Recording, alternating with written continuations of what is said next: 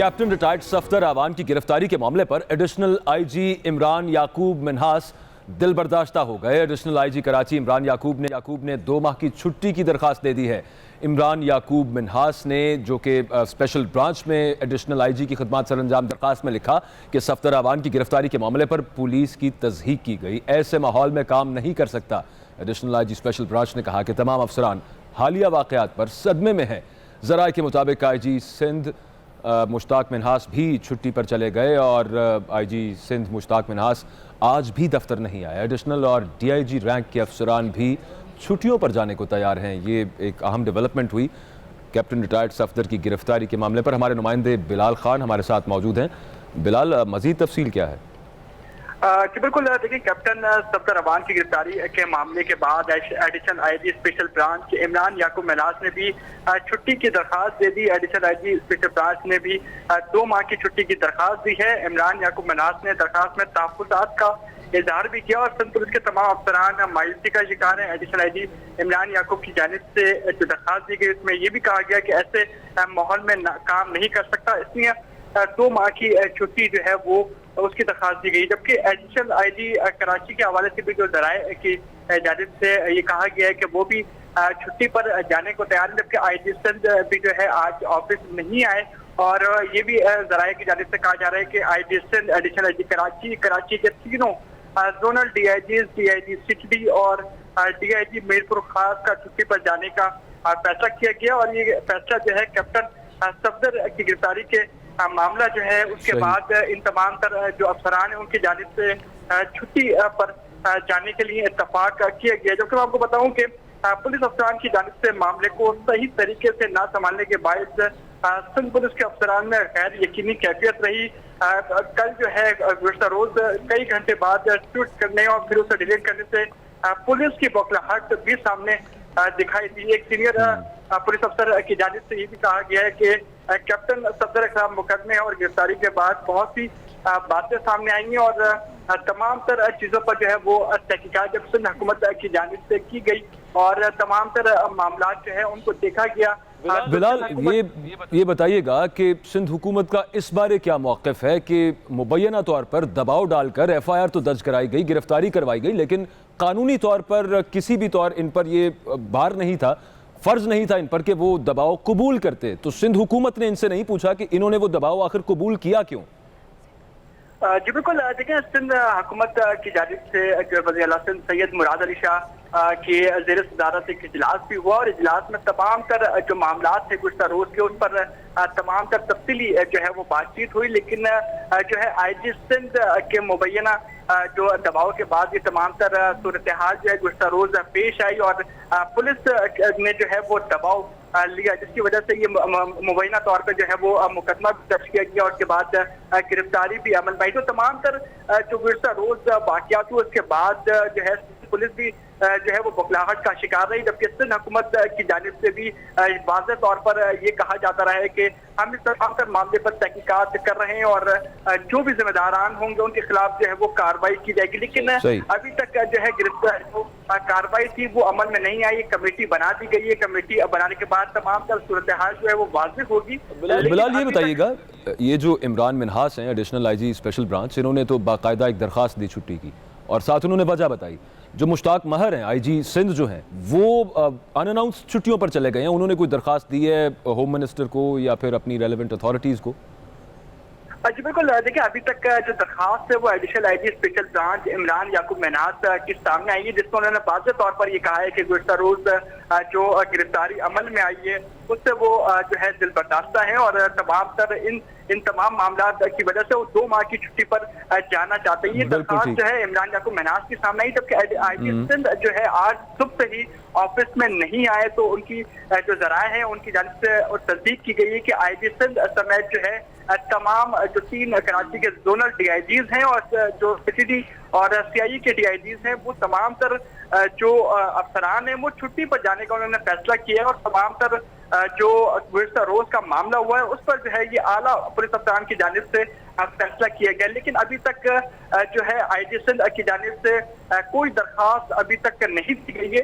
दरखास्त देने के बाद तमाम तर सूरत हाल की तस्दीक हो सकेगी। जी बिलाल ये बताइएगा कि जो आप बता रहे हैं कि बाकी डीआईजीज भी, जोनल डीआईजीज और बाकी जो पुलिस के और ब्रांचेस हैं उनके डीआईजीज छुट्टियों पर जाने का सोच रहे हैं, आपके ज़राए बता रहे हैं, तो वजह उसकी ये है कि जो दबाव पुलिस पर डाला गया और जो वो कह रहे हैं कि हमारा मोराल डाउन हुआ, वो एहतजाजन छुट्टियों पर जाएंगे, और कब तक की छुट्टियां वो अप्लाई कर सकते हैं, आपके ज़राए क्या बता रहे हैं? देखें, जो एडिशनल आईजी स्पेशल ब्रांच जो इमरान याकूब मिन्हास है, उनकी जानिब से 2 माह की छुट्टी की दरखास्त दी गई है, जबकि जो दीगर अफसरान है जिसमें जो जराए कह रहे हैं वो आई.जी. सिंध मुश्ताक महर, एडिशनल आईजी कराची गुलाम नबी मेमन, कराची के तीनों जोनल डीआईजीज और डीआईजी सीसीडी और डीआईजी मीरपुर खास समेत दीगर आला अफसरान की जानिब से ये फैसला किया गया है कि वो अब एहतजाजन जो है वो छुट्टियों पर जाने का फैसला किया गया। और अभी तक जो है जो दिन है, महीने हैं, उनका तयन नहीं किया जा सका, लेकिन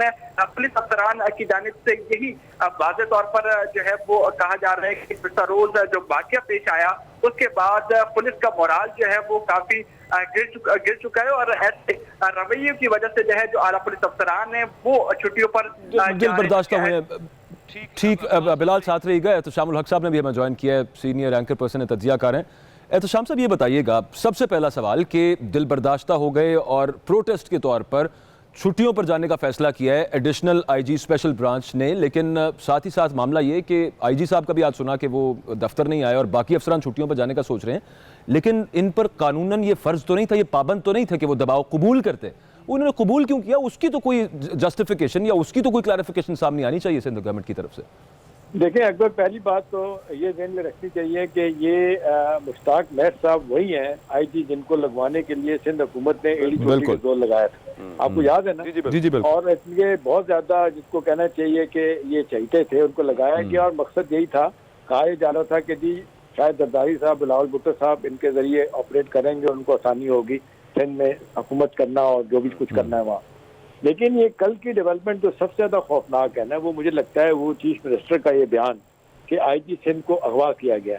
आज अकबर देखें, आप प्रेस कॉन्फ्रेंस में सवालों को जवाब नहीं दिया, उन्होंने बिल्कुल इस बात से भाग गए हैं। कभी पूछा बार बार कि उनको अगवा किया गया, कोई जवाब नहीं दिया। फिर आप देख लें कंट्रडिक्शन उनकी बड़ी ये आती है, वो कहते हैं कि जी ये मामला जो है ना कोई ऐसा गैर कानूनी काम नहीं हुआ, ये जो कल का जो वाकया हुआ है, उन्होंने बिल्कुल पी गए हैं कि, साथ ही फिर ये भी कहते हैं कि जी इंक्वायरी भी इसकी जरूरत है। तो अब देखें ना, बहुत ज्यादा इस हवाले से मेरा ख्याल है आए बाएं शाह हुकूमत कर रही है और बैकफुट पे गई है। इल्जाम इतना बड़ा लगाया था, फौज को इन्वॉल्व किया। और फजल रहमान साहब देखें, वो कहते हैं कि जी मरियम बीबी का दरवाजा अपना क्या कहते हैं होटल के कमरे के जो तोड़ा गया, उसको वो रेंजर ने तोड़ा है। उसके बाद सिंध पुलिस जो है ना वो कहती है अपना सिंध हुकूमत के, जी नहीं सिंध पुलिस वाले गए थे वहाँ पे, और वहाँ पे भी बड़ी कंट्रडिक्शन है। तो ये पॉलिटिकल माइलेज देने की जो कोशिश की, इसका नुकसान हुआ। और दूसरा ये जो सबसे अहम बात है मुझे लगती है कि ये अकबर, ये जो हम देखते हैं बहुत ज्यादा सिंध पुलिस और क्या पूरे पाकिस्तान की पुलिस, सिंध पुलिस ज्यादा पोलिटिसाइज हुई है। जिस तरीके से इन्होंने सियासी बुनियादों पे इतने लोगों को भर्ती किया, ये तो जाती गुलाम समझते हैं। अब इन्होंने कह दिया था कि जी अगवा कर लिया तो उनको ऑन करेंगे, तो उन्होंने ऑन नहीं किया। उन्होंने वो छुट्टियों पे चलेंगे कि जी आपने मेरे बारे में क्या बात फैलाई है, क्या मैं इतना कमजोर हूँ कि मैं इस तरह ही करूंगा। अब फिर उधर से ये कहते हैं कि नहीं जी, क्योंकि बुनियादी तौर पे तो फेडरल गवर्नमेंट के नुमाइंदे होते हैं, गवर्नमेंट की बात सुनते हैं। ऐसा नहीं है।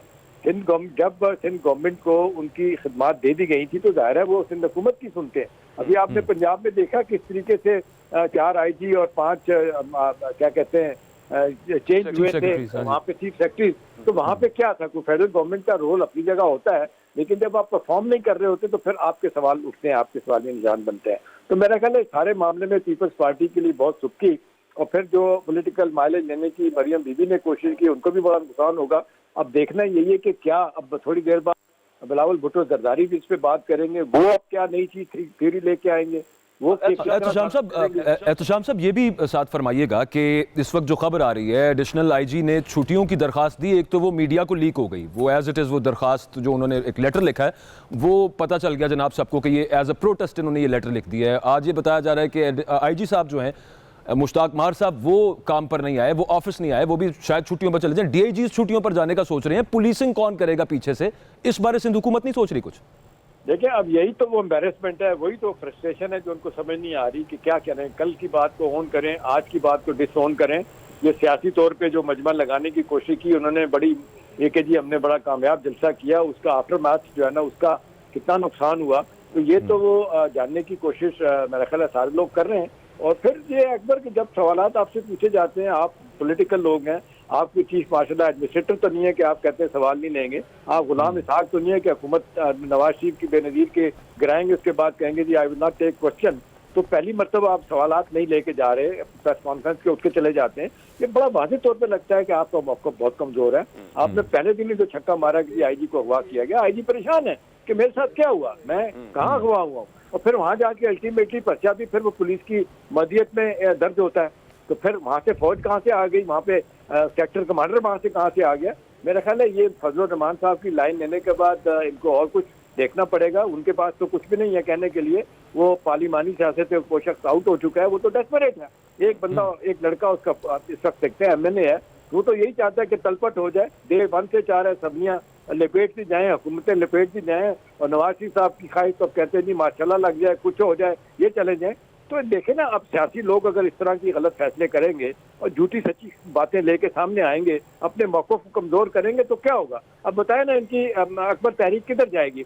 आम आदमी सवाल तो आज पूछ रहे हैं ना कि कल इसने दावे किए थे आईजी अगवा हुआ, आज आप कह रहे थे आईजी अगवा नहीं हुआ। कल तक कह रहे थे फौज ने पर्चा कराया, आज कहते नहीं जी पुलिस ने कराया। तो कहाँ तो आपको स्टैंड करना सईद पड़ेगा। गनी साहब ने दोनों बातें की सर। वो साथ ये कह रहे हैं कि कैप्टन सफदर ने गलत भी किया, और साथ वो कह रहे हैं कि पुलिस ने बिल्कुल सही पर्चा किया, लेकिन इस तरह से पुलिस के साथ नहीं होना चाहिए था। लेकिन एक स्टैंड पे खड़े नहीं नजर आ रही सिंध हुकूमत। तो अभी बिलावल आपको क्या लगता है, क्या स्टैंड अपनाएंगे, क्या स्टैंड लेंगे अभी जब थोड़ी देर बाद प्रेस कॉन्फ्रेंस बिलावल की समझ आ रही है मुतवक्किल है? ना, बिलावल चाहते हैं कि उनकी सिनर्जी और ये केमिस्ट्री सियासी तौर पे मरियम साहबा के साथ बने और वो अपने तौर पे इस तहरीक को आगे लेके जाएं हुकूमत के खात्मे के लिए। लेकिन ये लोग भूल रहे हैं कि सबसे बड़ी गेम इस सारे मामले में अकबर की है, वो जरदारी साहब ने की है।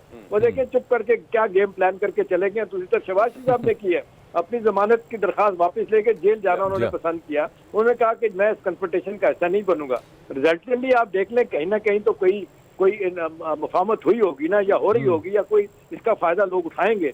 तो अब देखना, मेरा ख्याल है जिस तरीके से सारी कश्तियां जलाई हैं इन्होंने PMLN क्या, वो तो परेशान है फर्स्ट सेकंड थर्ड ईयर की लीडरशिप कि हमें जो बयानियां आप लेके जा रहे हैं नवाज शरीफ साहब और मरियम साहबा, हम आपके बयानिए का बोझ नहीं उठा सकते। उधर से जरदारी साहब ने साहबजादे को कह दिया अभी नथिंग डूइंग, बयानबाजी करें आप, फौज के खिलाफ नहीं बात करेंगे, अदारों के बारे में बात नहीं करेंगे।